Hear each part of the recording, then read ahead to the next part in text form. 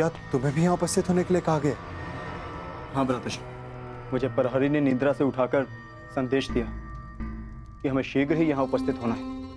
परंतु क्यों और किसके आदेश पे? ये आदेश मैंने दिया है।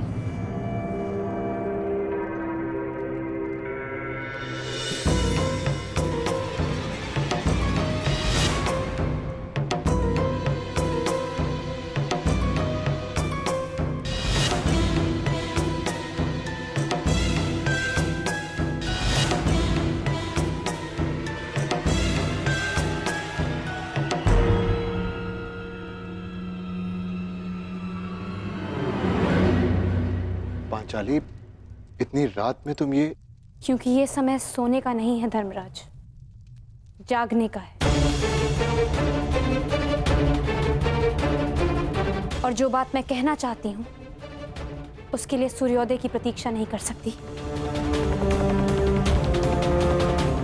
ऐसा क्या है पांचाली?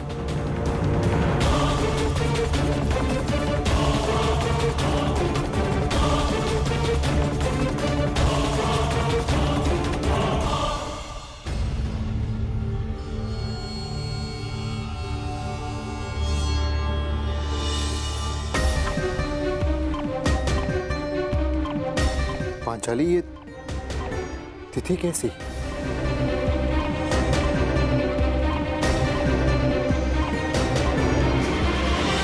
ये वो तिथि है आर्य जिस दिन हम कौरवों के विरुद्ध युद्ध आरंभ करेंगे।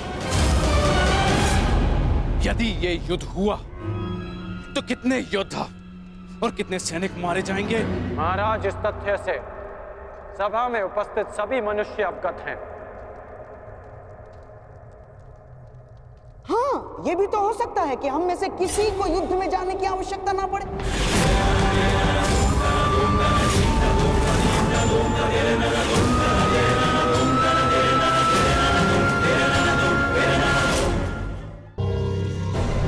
महामहिम, जैसे पुराणों में मैंने पढ़ा है कि स्वयं भगवान भी अपने शत्रुओं को एक अंतिम अवसर देते हैं, तो क्या हम अपने शत्रु को अंतिम अवसर नहीं दे सकते?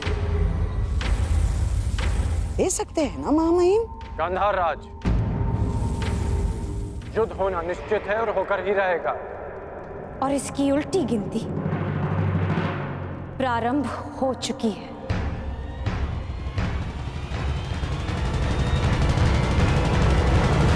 मैं तुम्हारे विचारों से सहमत नहीं हूं। जितना असहमत मैं गंधार नरेश की सोच से हूं, उतना ही असहमत मैं इस निष्कर्ष से हूं। हर परिस्थिति में संधि युद्ध से श्रेष्ठ होती है। हमें पांडवों से संधि वार्ता कर लेनी चाहिए।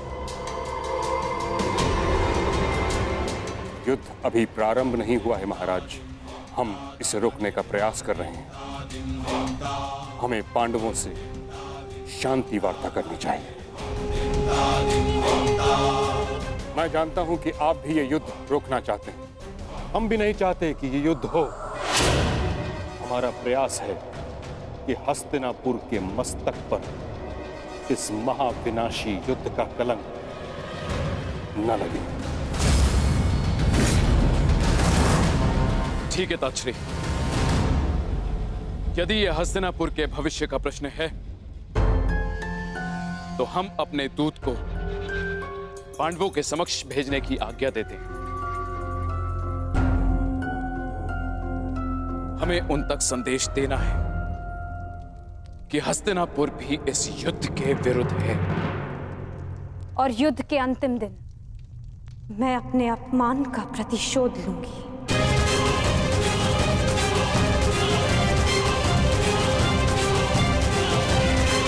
जिस दिन दुर्योधन का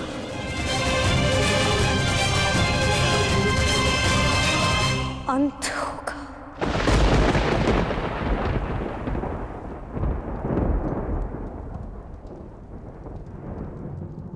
महाराज, ऐसे ये मेरा अंतिम निर्णय है कर्ण। हमें अपनी ओर से एक प्रतिनिधि चुनना होगा। क्या आपके मस्तिष्क में कोई नाम है महाराज? संजय।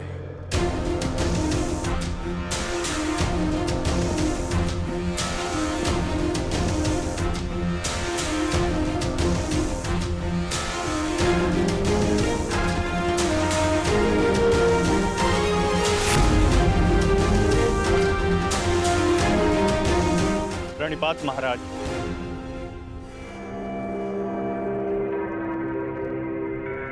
मुझे भी संजय के साथ जाने की आज्ञा दीजिए महाराज। नहीं कर्ण, यह एक अत्यंत संवेदनशील प्रकरण है। हमें योद्धा नहीं, नीति परख मनुष्य चाहिए।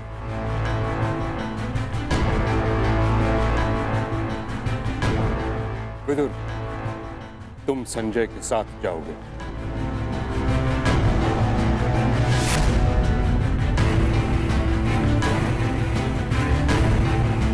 तो ठीक है, विदुर और संजय दोनों हस्तिनापुर की ओर से शांति प्रस्ताव लेकर जाएंगे। यह एक पारिवारिक प्रकरण है और हम नहीं चाहते कि परिजन ही परिजनों का रक्त बहाए। उचित है पांचाली, उचित है। अब ये युद्ध तुम्हारे बताए हुए दिन ही आरंभ होगा।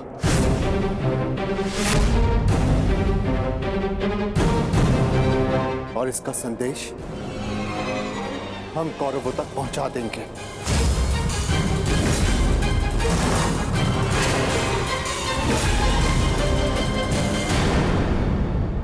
क्या ये शांति प्रस्ताव युद्ध को रोक पाएगा?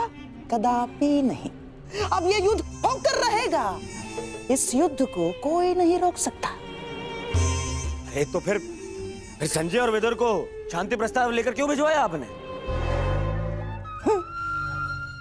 प्रयास क्यों ना बताइए ना। बताता हूं। समझो दुर्योधन, जिस प्रकार हम दूत भेजेंगे उसी प्रकार वहां से भी उन्हें दूत भेजना होगा ना। तुम्हें क्या लगता है कौन आएगा दूत बन के पांडवों की तरफ से? कौन आएगा?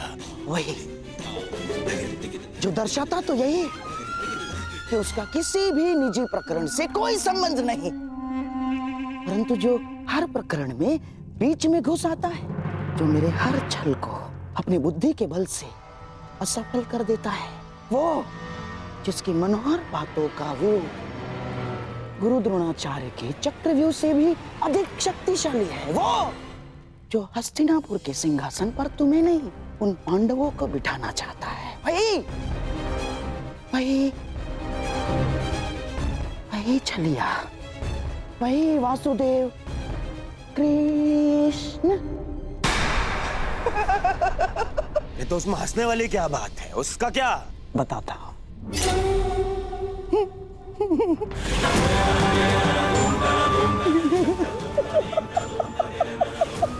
चलिए।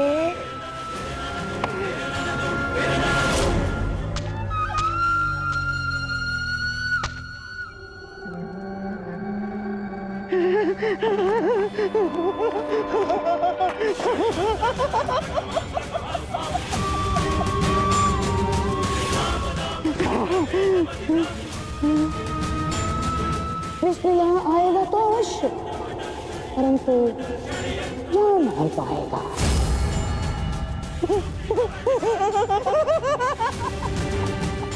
जा नहीं पाएगा।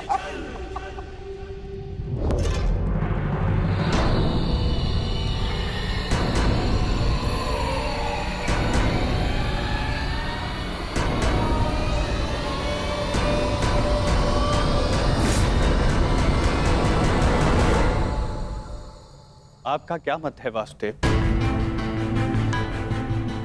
मैं इस प्रकरण में सम्मिलित ही नहीं हूं संजय महोदय, इसलिए इसका निर्णय भी युधिष्ठिर और दुर्योधन पर निर्भर करता है।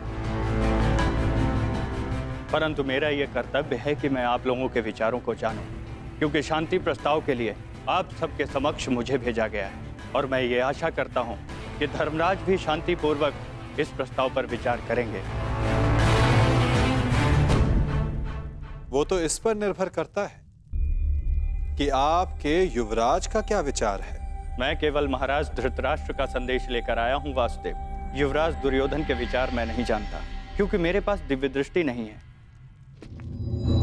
किसे ज्ञात संजय महोदय, किसी दिन आपको दिव्य दृष्टि मिल जाए और आप वो देख पाए जो सबके लिए संभव ना हो।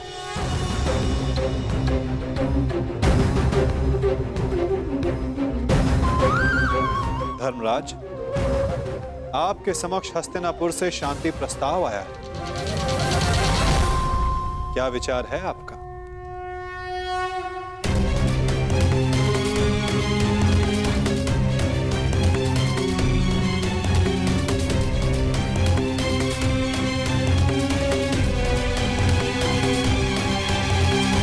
यदि हस्तिनापुर शांति चाहता है तो हमें भी युद्ध करने की कोई ललक नहीं।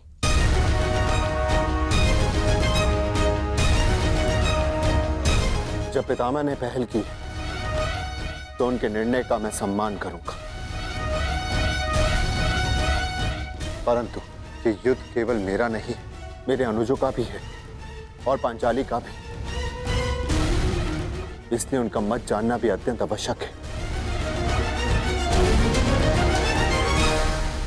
हमें ज्ञात है कि अवश्य ही तुम सबके हित की सोचोगे युधिष्ठिर, इसलिए हम सबको सबसे अधिक आशा तुमसे ही है। मुझे विश्वास है प्रतिकार और प्रतिघात के स्थान पर तुम शांति को महत्व दो। जहां तक शेष पांडवों का प्रश्न है, मुझे विश्वास है कि ये सब तुम्हारे निर्णय का सम्मान करें।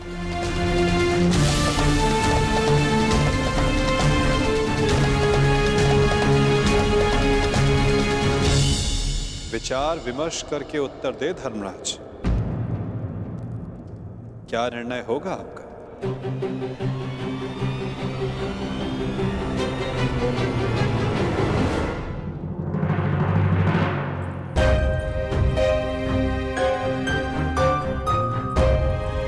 वृषसेन। अरे लक्ष्मणा, कैसी हो? मैं ठीक हूँ, परंतु तुम्हें यहाँ देख के आश्चर्य हुआ। तुम यहाँ कैसे? वो मैं शाम से मिलने आया था। हाँ, परंतु कुमार शाम से पहले मैं तुमसे मिलना चाहती थी। परंतु क्यों? क्योंकि अब केवल तुम ही अपने मित्र को इतनी बड़ी भूल करने से रोक सकते हो। सांब युद्ध में न केवल अपने पिता के विरुद्ध खड़े हो रहे हैं, अपितु वो स्वयं हस्तिनापुर की ओर से नारायणी सेना का नेतृत्व कर रहे हैं। परंतु अभी भी कुछ नहीं बिगड़ा है वृषसेन। सांब तुम्हारा मित्र है, उसे समझाओ, वो तुम्हारी बात कभी नहीं टालेगा। क्षमा चाहता हूँ लक्ष्मणा। देखो, मैंने सदैव मित्र बनकर तुम्हारी सहायता की है, तुम्हारा पक्ष लिया है, परंतु आज मैं शाम का पक्ष लूंगा।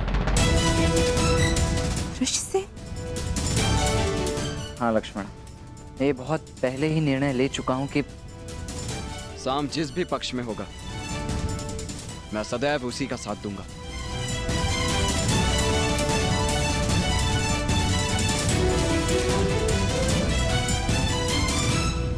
परंतु तुम्हें चिंता करने की आवश्यकता नहीं है लक्ष्मण। मेरे जीते जी शाम को कुछ नहीं होगा, विश्वास करो मेरा। पक्ष जो भी हो, हानि तो मेरे परिवार को पहुंच रही है ना वृषसेन। तुम ही बताओ मुझे, प्रभु से मैं किस पक्ष के लिए प्रार्थना करूं? दोनों ही पक्षों में मेरा ही परिवार लड़ रहा है। मैं क्या करूं वृषसेन? तुम्हारे इस प्रश्न का उत्तर मेरे पास नहीं है लक्ष्मण। मैं तो ये भी नहीं कह सकता कि मैं तुम्हारी इस असमंजस से भरी परिस्थिति को समझ सकता हूँ। तुम इस युद्ध में भाग क्यों ले रहे हो वृषसेन? तुम्हारा तो पांडवों से कोई संबंध नहीं है, तो तुम अपने पिता के साथ इस युद्ध में क्यों भाग ले रहे हो? केवल इसीलिए लक्ष्मणा, क्योंकि सांब कौरवों के पक्ष में, और इससे अधिक मेरे लिए कुछ महत्वपूर्ण नहीं। वृषसेन, तुम्हें भान है तुम कितनी बड़ी भूल कर रहे हो। नहीं भान है तुम्हें।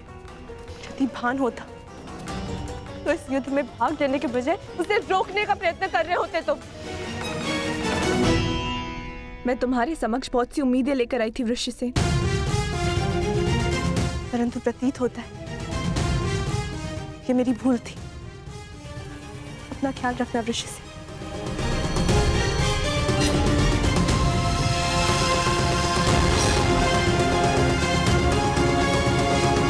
अब मैं तो क्या, कोई भी इस युद्ध को होने से रोक नहीं सकता है लक्ष्मणा। तुम्हारा अपमान मुझे स्मरण है पांचाली, परंतु इस महायुद्ध में केवल महाविनाश होगा। दोषियों को दंड अवश्य मिलेगा, परंतु सहस्त्रों लाखों निर्दोषों के प्राण भी जाएंगे। न जाने कितने परिवार बिखर जाएंगे पांचाली, कितने परिवार। और न्याय का क्या धर्मराज? ये युद्ध न्याय का है और आपकी ली हुई प्रतिज्ञा का क्या? अरे भीम, मैं कुछ नहीं भूला हूं पांचाली, ना ही तुम्हारे अपमान को, ना ही मेरी प्रतिज्ञा को।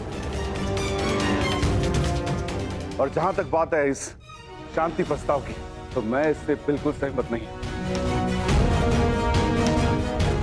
परंतु पांचाली, हम सब तुम्हारा मत जानना चाहते हैं, क्योंकि यह प्रस्ताव स्वयं पितामह और महाराज के द्वारा भेजा गया है और इसे ऐसे ही ठुकराया भी नहीं जा सकता। आप भूल रहे हैं वृकोदर, उस सभा में श्रद्धेय पितामह और महाराज धृतराष्ट्र भी उपस्थित थे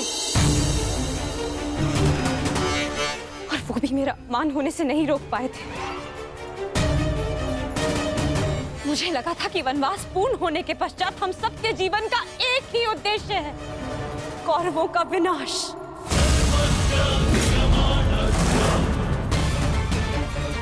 परंतु अब मुझे ऐसा प्रतीत होता है कि आप सबके लिए केवल प्रस्ताव ही महत्वपूर्ण है। एक प्रस्ताव पर आपने अपना सब कुछ खो दिया और आज एक दूसरे प्रस्ताव में आप सब कुछ भुला दिया जो हमने खोया था। क्या एक शांति प्रस्ताव कौरवों के दिए गए वर्षों पुराने घावों को भर सकता है? आप सबके दिए गए वचनों को भुला सकता है? यज्ञसेन, यदि तुम चाहो तो इस संधि को ठुकरा सकती हो। तुम्हें इसका पूर्ण अधिकार है, परंतु इसके पहले कोई भी निर्णय लेने से पूर्व मैं सखा वासुदेव से वार्तालाप करना चाहती हूँ।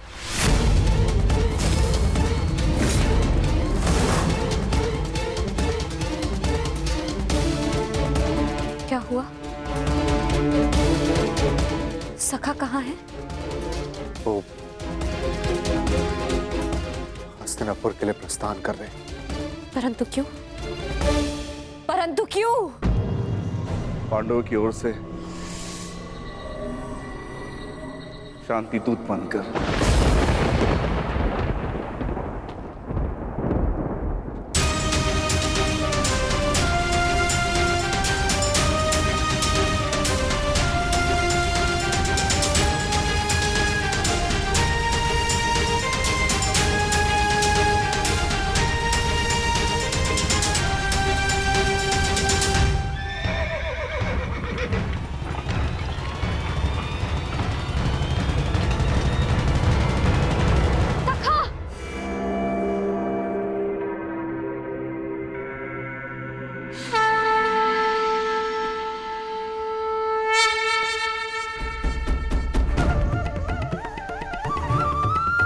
क्रोधित हो अपने सखा से?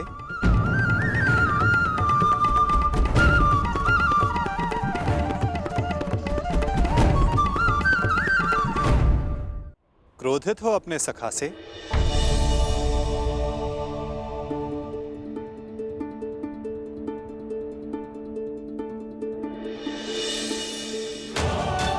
मुझे लगा प्रस्थान कर गए।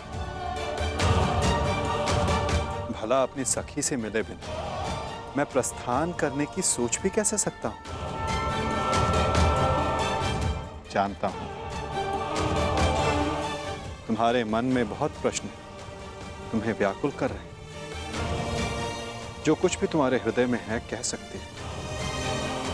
मैं वचन देता हूं तुम्हारे हर प्रश्न का उत्तर देगा ये सखा। ठीक है। बताइए, कहाँ जा रहे थे आप? हस्तिनापुर, पांडवों के शांति दूत बनकर? अपनी सखी का अपमान भूल गए आप सखा। अपमान करने वालों के समक्ष संधि का प्रस्ताव लेकर जा रहे हैं आप। मुझे आपसे ये आशा नहीं थी सखा। आप उन दोषियों से गले मिलने को तत्पर हो गए जिन्होंने मेरे... क्या यही आपका न्याय है सखा कि आप मेरा मत जाने बिना ही जा रहे थे?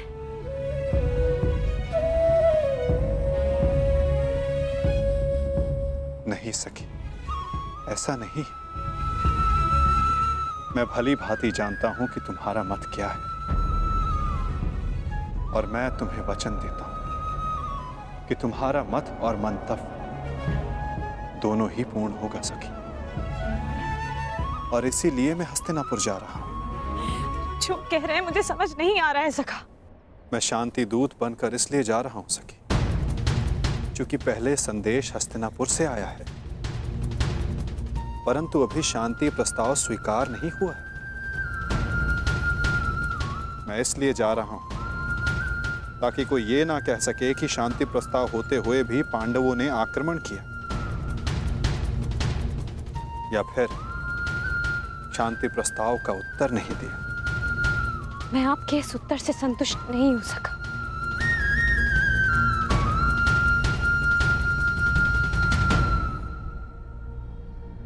सखी, मैंने तुम्हें यह कहा था कि मैं तुम्हारे प्रश्नों का उत्तर दूंगा, परंतु संतुष्ट होना या ना होना ये तुम पर निर्भर करता है सखी। अब मुझे हस्तिनापुर जाने की आज्ञा दो।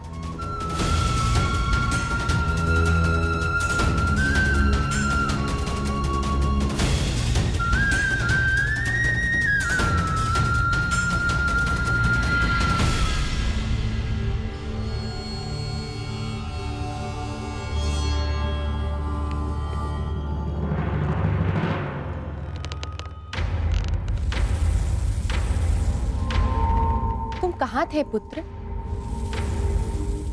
द्वारका। परंतु क्यों? मैं पहले ही बता चुका हूं कि मैं इस युद्ध में भाग ले रहा हूं,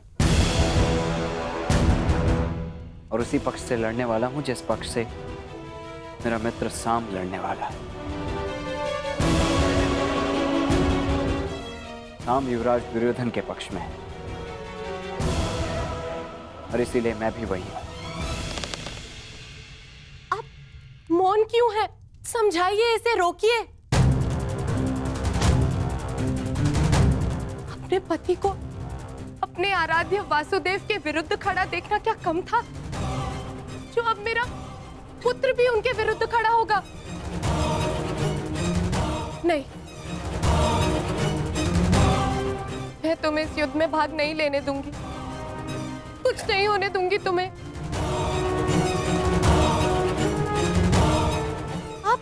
इसे रोकिए, समझाइए।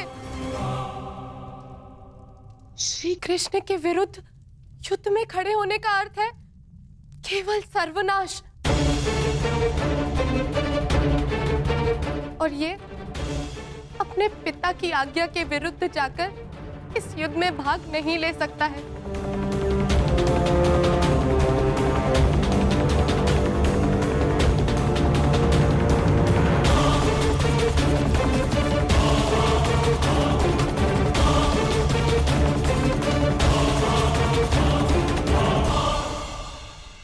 जब तुमने मुझ पर बाण छोड़ा तो तुमने मेरे सीने को लक्ष्य बनाया था, परंतु तुम्हारा लक्ष्य थोड़ा चूक गया। उसमें तुम्हारी भूल नहीं थी, उसका कारण तुम्हारा धनुष था। तुम्हारा धनुष संतुलित नहीं है।